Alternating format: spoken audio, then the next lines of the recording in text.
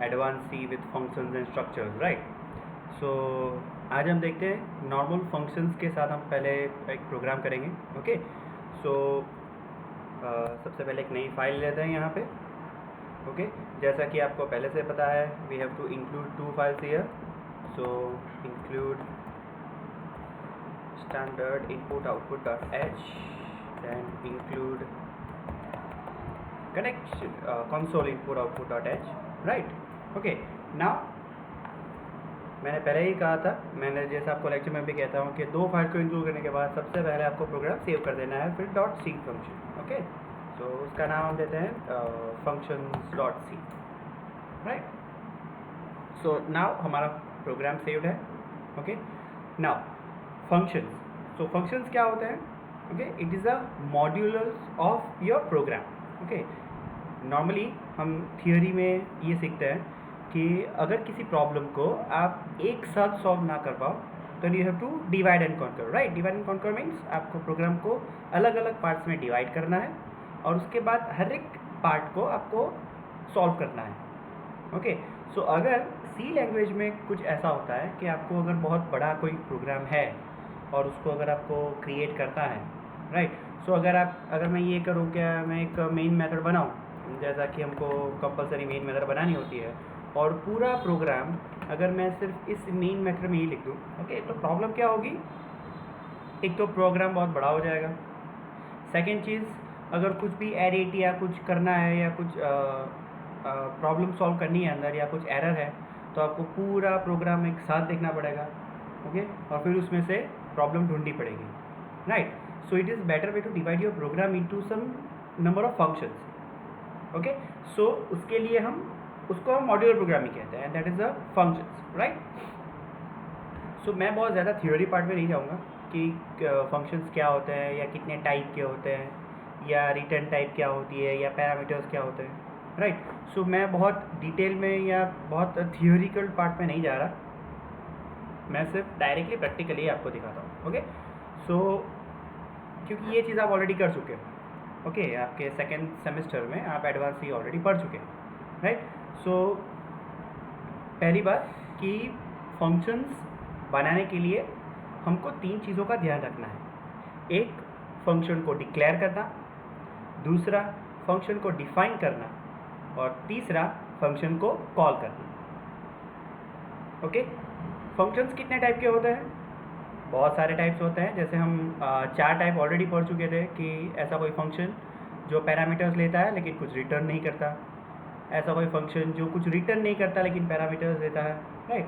सो काफ़ी सारे फंक्शंस के टाइप्स हैं, राइट? हमें उस डिटेल में नहीं जाना है. ओके, सबसे पहले हम एक नॉर्मल सा फंक्शन क्रिएट करेंगे. सो सबसे पहले मेन मेथड के ऊपर उसको डिक्लेयर करना होता है. ओके, सबसे पहली गलती जो स्टूडेंट्स करते हैं वो होती है कि वो फंक्शन को डिक्लेयर करना ही भूल जाते हैं. ओके, सो फंक्शन को डिक्लेयर करना पड़ता है, राइट? हम अब एक ऐसा फंक्शन लेते हैं जो कुछ रिटर्न नहीं करेगा. रिटर्न नहीं करेगा मतलब वॉइड. ओके, मतलब ये फंक्शन जो है वो कुछ रिटर्न नहीं करने वाला. फिर उस फंक्शन का नाम देना होता है. सो हम एक नाम देते हैं जस्ट लाइक डिस्प्ले. ओके, और ब्रैकेट, ये small brackets, opening and closing bracket define करते हैं कि ये फंक्शन है. ये डिस्प्ले जो है वो फंक्शन है. कैसे पता चलता है? क्योंकि हमने ओपनिंग क्लोजिंग ब्रैकेट किया है. ओके, अब जो कि हम सिर्फ डिक्लेयर करना है तो हम उसको यहाँ पे एंड कर देंगे by the semicolon, because we are just declaring the function. Okay, मतलब डिक्लेयरिंग का मतलब क्या? मैंने कंपाइलर को ये बताया है कि इस टाइप का या इस नाम का एक फंक्शन आगे कहीं पे आपको मिलेगा. Okay, let's see to it. Then main method के नीचे हम उस फंक्शन को डिफाइन करते हैं. अब ये क्या है? डिफाइन. डिफाइन करना मतलब फंक्शन की बॉडी बनाना. फंक्शन एग्जैक्टली क्या करेगा वो फंक्शन के अंदर लिखना. So let's do one thing. अभी हम यहाँ पे सिर्फ एक स्टेटमेंट प्रिंट कर देते हैं, print f, and this is my display function. Okay, very simple. So हमने क्या किया? सिर्फ प्रिंट एफ करके एक मैसेज प्रिंट किया है डिस्प्ले फंक्शन के अंदर. Okay, understood this? And this is called definition. This is called the definition of the function, right? So this is declaration, this is definition.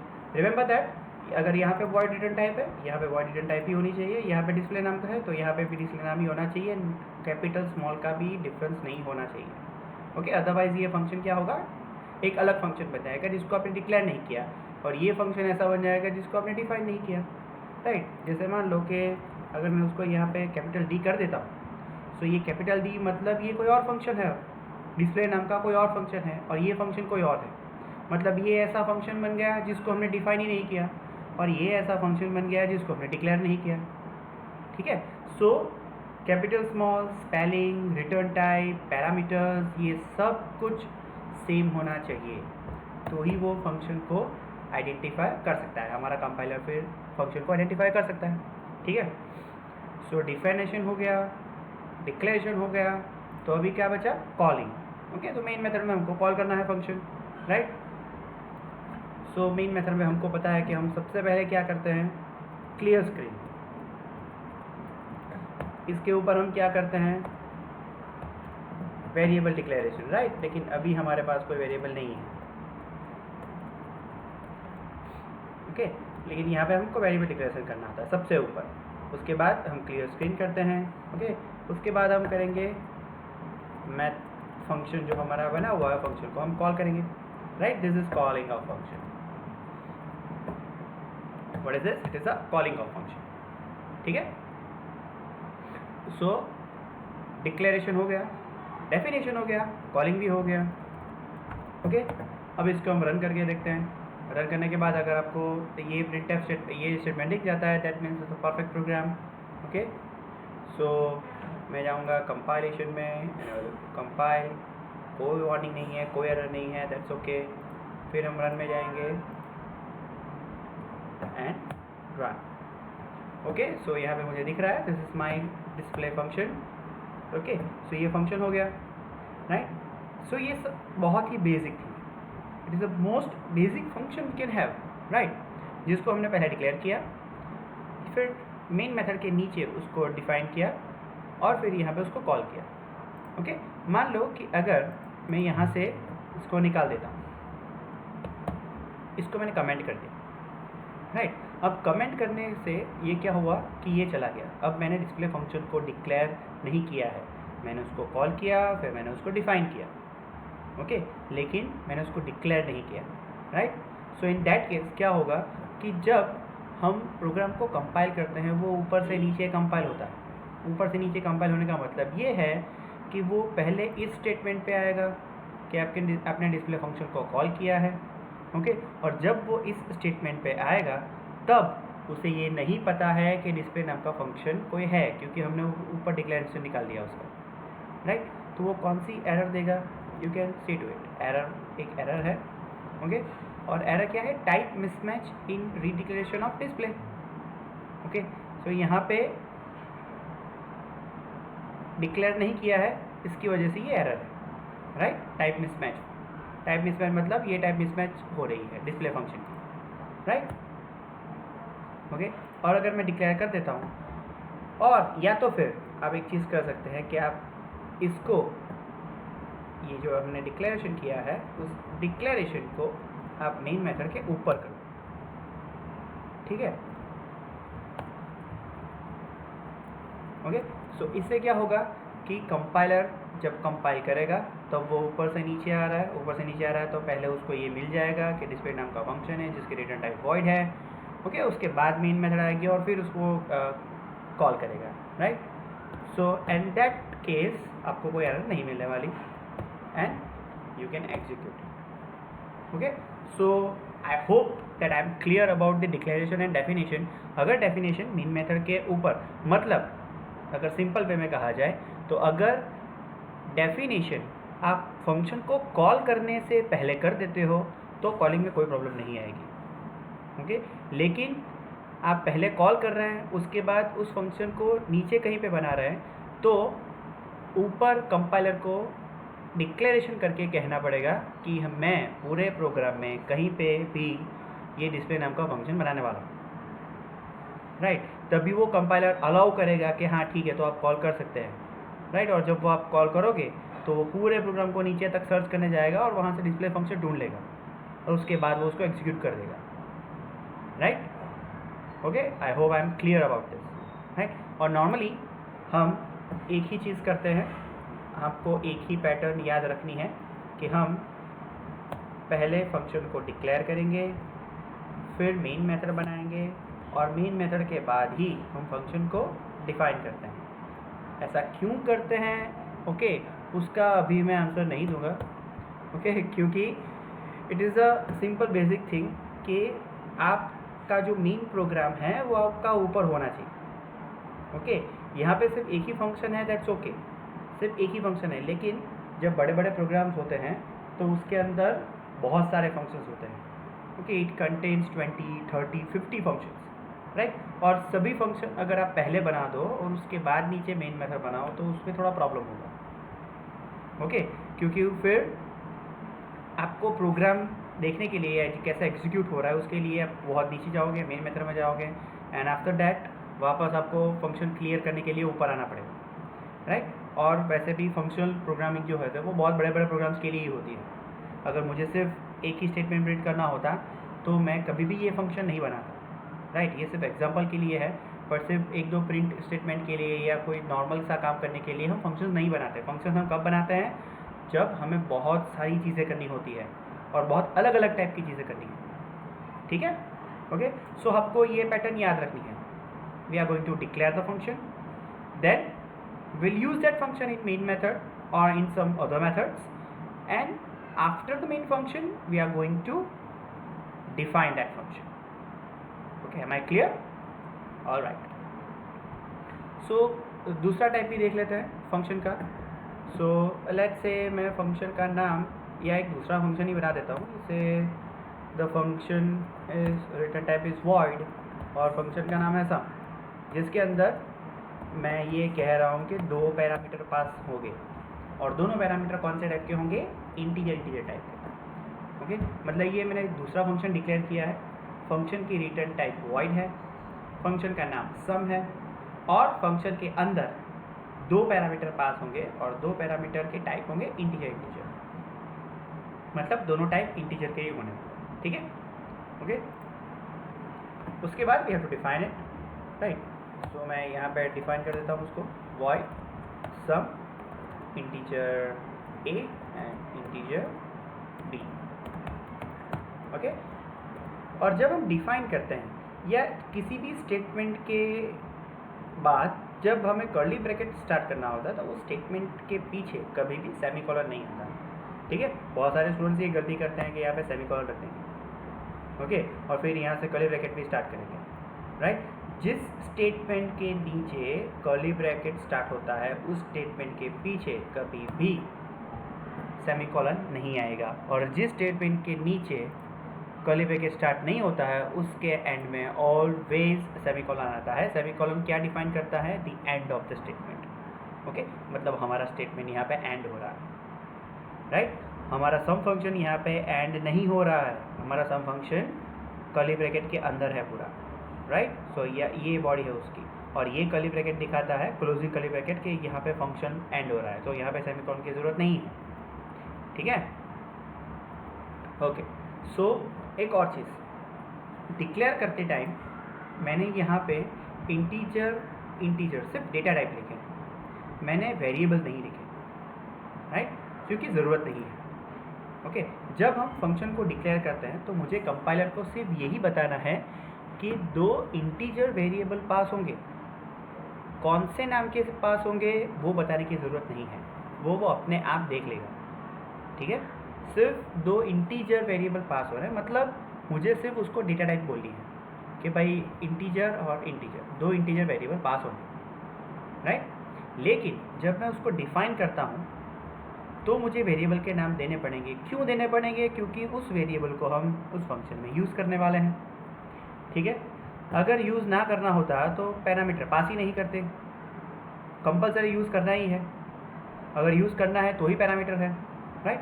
So parameter को हमें use करना ही होता है, सो parameter को यूज़ करना है तो उसका नाम होना चाहिए, इसलिए यहाँ पे नाम देने पड़ते हैं, राइट। लेकिन जब डिक्लेयर करते हैं तो डिक्लेरेशन के time we don't require to give variable name which is required to give a data type. Okay, compiler को सिर्फ यही बताना है दैट 2 इंटीजर वेरिएबल पास होने वाला। ठीक है, वेरी वेल। सो डेफिनेशन में जाते हैं। अभी डेफिनेशन में कि हम क्या करेंगे, एक तीसरा वेरिएबल बनाएंगे s नाम का, और s की वैल्यू जो है वो मैं क्या सेट कर दूंगा, a प्लस बी। राइट, ये a प्लस बी मतलब कौन सा a प्लस बी, जो पैरामीटर से मुझे मिला है वो। ठीक है, जो पैरामीटर से ये आया है that is a plus B, और वो उसका जो सम है वो s में पास कर देगा। Right, and I am just print the some is percentage d यानी कि s। सिंपल। ओके, सो डिक्लेरेशन हो गया, डेफिनेशन हो गया, क्या बचा, कॉलिंग। यस, सो यहाँ पे हमको उसको कॉलिंग करना है। नाउ आप अगर चाहो तो वेरिएबल से भी कॉल कर सकते हैं। से लाइक मैं यहाँ पे 2 वेरिएबल बना देता हूँ, x एंड y, और x की वैल्यू और y की वैल्यू मैं सेटअप कर देता हूँ, x is equal to 10 and y is equal to 20। Right, और यहाँ पे मैं सम फंक्शन को कॉल करूँगा और सम फंक्शन के अंदर x और y को पास कर दूँगा। ठीक है, सिंपल। सो ये एक ऐसा टाइप का फंक्शन है जिसके अंदर पैरामीटर पास हो रहे हैं लेकिन वो कुछ रिटर्न नहीं कर रहा। राइट, एंड सम फंक्शन जो है यहाँ पे मैंने कॉल किया है और इसके अंदर मैंने 2 वेरिएबल्स पास किए हैं। ओके, कभी कभी स्टूडेंट्स गलती से ऐसा लिख देते हैं, ठीक है ना। ओके, ये गलत है। क्यों गलत है, क्योंकि आप ऑलरेडी ऊपर डिफाइन कर चुके हैं x एंड y, वापस डिफाइन नहीं करना होता। और दूसरी चीज़ कि जब हम फंक्शन को कॉल करते हैं तो कॉल करते टाइम उसके अंदर वेरिएबल्स की वैल्यू देनी होती है, मतलब वेरिएबल या फिर वेरिएबल डिक्लेयर नहीं करना होता। ठीक है, सो यहाँ पे जो x है वो एक्चुअली क्या है, 10। हम क्या पास कर रहे हैं, 10, और y जो है फिर एक्चुअली हम क्या पास कर रहे हैं, 20। Right, so we are passing values x and y। Okay, इस फंक्शन को अगर आपको याद हो क्या कहते हैं, call by value. It is a call by value. Right, क्योंकि हम x और y डायरेक्टली पास कर रहे हैं, मतलब 10 और 20 की वैल्यू ही पास हो रही है यहाँ पे। ओके, सो x की जो वैल्यू 10 और 20 है वो कौन से पैरामीटर में अब जाएगी, यहाँ पे, क्योंकि फंक्शन कॉल हो रहा है और जो 2 चीज़ हम पास कर रहे हैं वो 2 चीज़ यहाँ पे वो एक्सेप्ट कर लेगा। राइट, सो x की वैल्यू जाएगी a में, y की वैल्यू जाएगी b में। राइट, मीन्स अभी इस कंडीशन में a क्या है, 10, और b क्या है, 20। ठीक है, और फिर उसके अंदर हम क्या कर रहे हैं, 10 प्लस 20 दैट इज 30, s की वैल्यू 30 हम असाइन कर रहे हैं और फिर सम इज 30 ऐसा प्रिंट कर रहे हैं। So let's see properly execute हो रहा है या नहीं।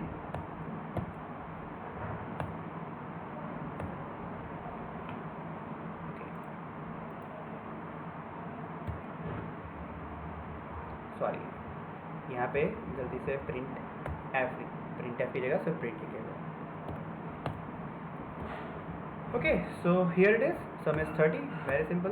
Okay, so that is a simple function which returns nothing but accepting 2 parameters. Okay, then let's see, we can have a third type of function, or I can just edit this function by putting the return type. Okay, now my sum function will going to return integer. Okay, अब return मतलब क्या, what do you mean by return? Return का मतलब ये होता है कि इस फंक्शन को आप जिस जगह पे कॉल करेंगे उस जगह पे वो कोई वैल्यू रिटर्न करेगा, वो कोई वैल्यू देगा। ठीक है, और उस वैल्यू को फिर आपको एक्सेप्ट करना है किसी वेरिएबल में। राइट, हर एक फंक्शन सिर्फ एक ही वैल्यू रिटर्न कर सकता है। रिमेंबर, हर कोई फंक्शन सिर्फ एक ही वैल्यू रिटर्न कर सकता है, आप 2 वैल्यू रिटर्न नहीं कर सकते, सिर्फ एक ही वैल्यू। राइट, और जो वैल्यू रिटर्न होगी उसको आपको एक्सेप्ट करना पड़ेगा किसी वेरिएबल, और वो सेम डेटा टाइप का होना चाहिए, क्योंकि यहाँ पे मैं कह रहा हूँ कि इंटीजर वैल्यू रिटर्न होगी। सो यहाँ पे मुझे इंटीजर से ही उसको वैल्यू एक्सेप्ट करनी है। ओके, सो इसका फ़ायदा क्या है, रिटर्न वैल्यू का फ़ायदा क्या, कि आप फंक्शन में जो कुछ भी काम कर रहे हैं और उसका जो रिज़ल्ट है वो रिज़ल्ट आप वापस मेन मेथड में ला सकते हैं और फिर उस रिज़ल्ट के हिसाब से यहाँ पे काम कर सकते हैं। राइट। सो यहाँ पे मैंने सम फंक्शन को इंटीजर बना दिया है, राइट। सो अब वो उसका टाइप है इंटीजर, राइट। सो यहाँ पे भी वॉइड निकाल के मुझे इंटीजर करना पड़ेगा, ऑब्वियस चीज़ है, राइट। देन ये सब हम सेम रखेंगे S equal to A plus B, but यहाँ पे मैं प्रिंट कर रहा हूँ तो वो प्रिंट में निकालूंगा, मुझे प्रिंट नहीं करना है, बट मैं क्या करूँगा, रिटर्न एस। क्या करूँगा, रिटर्न एस, क्योंकि अब मेरा जो फंक्शन है वो इंटीजर वैल्यू रिटर्न कर रहा है, and this integer S containing the value of A plus B, और वो इंटीजर वैल्यू मैं यहाँ से रिटर्न कर रहा हूँ। अब वो वैल्यू जब रिटर्न हो रही है तो वो कहाँ पे मिलेगी मुझे, यहाँ पे, ओके। सो मुझे क्या करना है, यहाँ पे एक वेरिएबल और मैं बना दूँगा सम इज इक्वल्स टू 0 करके। सो ये मेरी सम की वैल्यू है, sum is equals to 0, okay. Function का नाम भी सेम है, सो मैं थोड़ा चेंज कर देता हूँ एस, ठीक है। तो s is equals to 0, and यहाँ पे मैं करूँगा s is equals to sum x Y, ठीक है। ऑब्वियसली ये कॉल बाय वैल्यू ही है, but now this function is returning the value. So क्या होगा, एक्स और वाई की वैल्यू 10 और 20 दी हमने, वो एक्स और वाई की वैल्यू में जाएगी सम फंक्शन में, वो मिलेगी ए और बी को। ए और बी का जो प्लस करके हमने एस में डाल दिया है, यहाँ से हमने एस को रिटर्न किया है, and that return statement will be taken here. So यहाँ पे वो यहाँ से जो एस रिटर्न होगा वो यहाँ पे मिलेगा, और उसकी वैल्यू किसको मिलेगी, एस को, क्योंकि हमने क्या लिखा है, S is equals to X sum x Y, ठीक है। सो अब मैं यहाँ पे एस को यूज़ कर सकता हूँ। सो मैं सिंपल जो नीचे स्टेटमेंट लिखा था वही स्टेटमेंट मैं यहाँ पे लिख दूँ, दैट